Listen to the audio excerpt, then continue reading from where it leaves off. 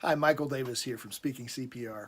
Just wanted to share an experience I had with you over Veterans Day weekend that reminded me of the power of story to connect people who, on the surface, don't seem to have much similarity. I was honored to be invited down to Tampa, Florida to do some work with one of my past clients, a gentleman named Scott Mann. He's a retired Green Beret. Scott's mission now that he's out of the service is to help returning veterans get reacclimated to civilian life. This is a big challenge for a lot of our veterans. To go from the structure and experience of the military to a more undisciplined and unstructured civilian world is very tough, not to mention some of the stories of combat that they have to deal with.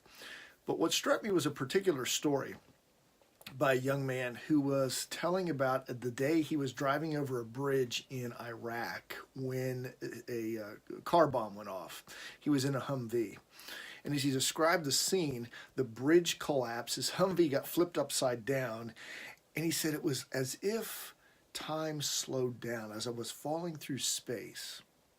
Now, this was an interesting story. However, I've never been military. I've clearly never been in a car bomb situation. So on the surface, I couldn't relate to him until he said the next line in his story, which was, I asked myself, am I dying?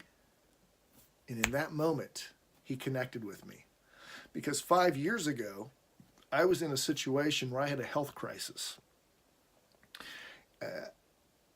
Turns out I had E. coli and sepsis had gotten into my body. If you're not familiar with that term, it's a very bad infection. And I got to the point where I could barely breathe and I could barely get out to my family that they needed to call 911. And in that moment, the question raced through my mind, am I dying? What's going on? So the moment this young man tells a story, being on this bridge, in this explosion, Humvee upside down, being buried alive with dirt, with that question, am I dying?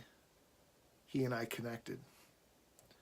So if you believe that your story doesn't have power because the surface story or the surface conflict isn't relatable, that's not the conflict that connects with people. It's the inner conflict, the feelings, the fears, the experiences that we have inside that draw people into our journey and make a deeper connection that tear down the walls of distrust and make them want to hear what we have to say.